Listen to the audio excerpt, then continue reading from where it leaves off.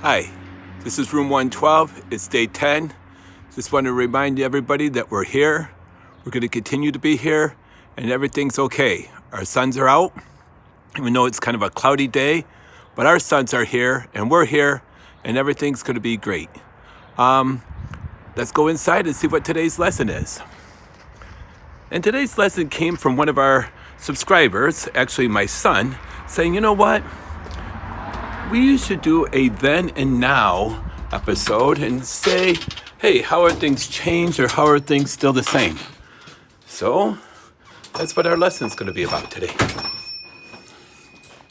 And we're going to go to the living room today. All right. You see two things. Well, you see my knees, but there. Here's our trunk. And this was a steamer trunk that Rachel's uncle had used. And we'll go around in here and look at it. We use it to put decorations on it here. Just a trunk. My wife's had that for many years. And her uncle, like I said, had it. And he would take the train from all over and he would paint murals. That was his job. So Rachel got that.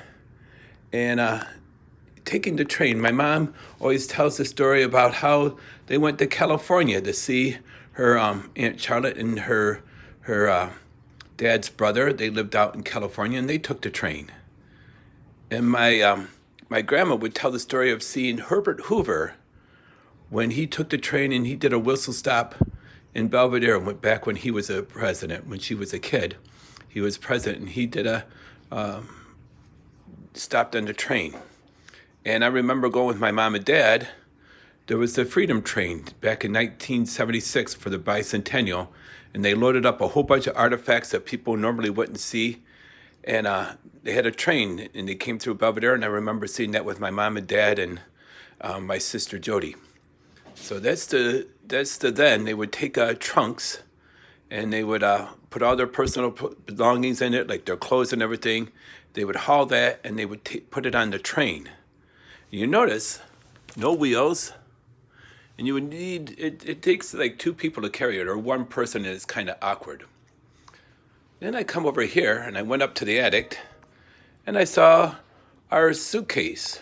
And you see the little sticker when we took a plane to New York City. And when you go in here, it's at wheels. It's easily moved, pretty light. One person could carry it. There's nothing in there now. But when we put it on there, on the plane, you can't have over 50 pounds. Actually, some places 40 pounds worth of stuff. So you have to measure it to get on the plane, and it's a lot easier to carry, a lot smaller. If you notice the sizes, one is vertical, one is horizontal. This one over here, vertical, over there, sitting horizontally. This is a lot heavier and bulkier, the trunk is. And the suitcase is a lot lighter. And then that just brings us up of how to travel. Back in the day, my grandparents, my mom, they would take the train.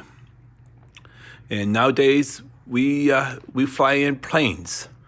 The trains, when she said she went to California, it took about 4 days. And I could fly to Florida, take a matter of hours. If you don't have any layovers or anything, you're there in 3-4 hours.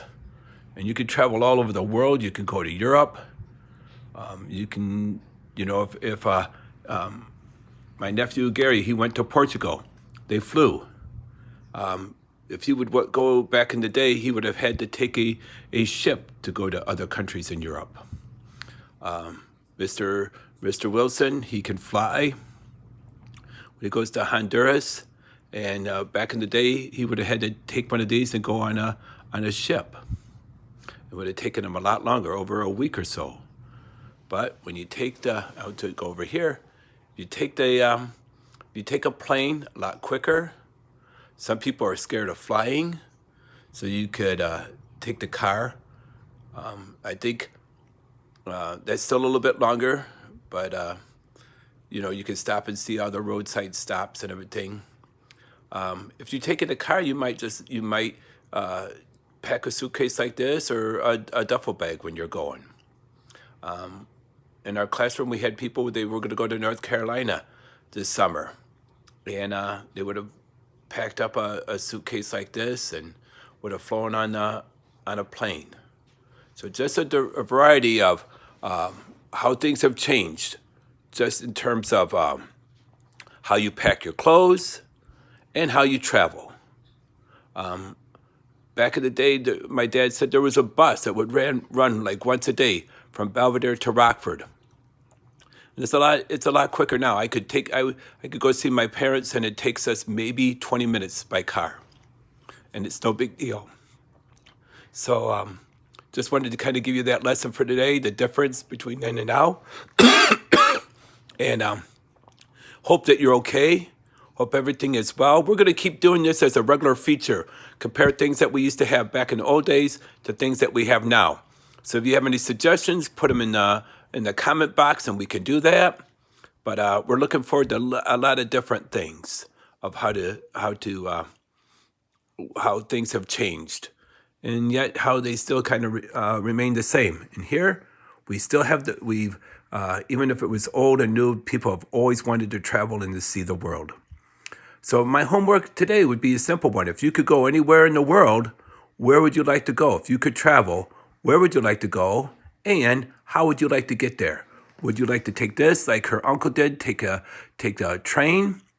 Would you be like I would like and take a plane? Would you feel a little bit less scared by taking a car or a bus? Or would you even want to go a little venturesome and go on a ship, like a cruise ship? Mr. Christian goes on to a lot of cruise ships, and maybe you would like to join him to kind of do the ship thing. A lot of different ways how to travel.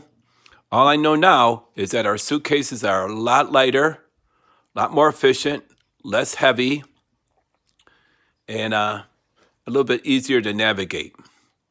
Well, I hope you're well. I hope everything is well with you. Just know our flags are still there. My wife's still working on a sewing project. But we're here. We're going to continue to be here, and everything's going to be all right. Take care.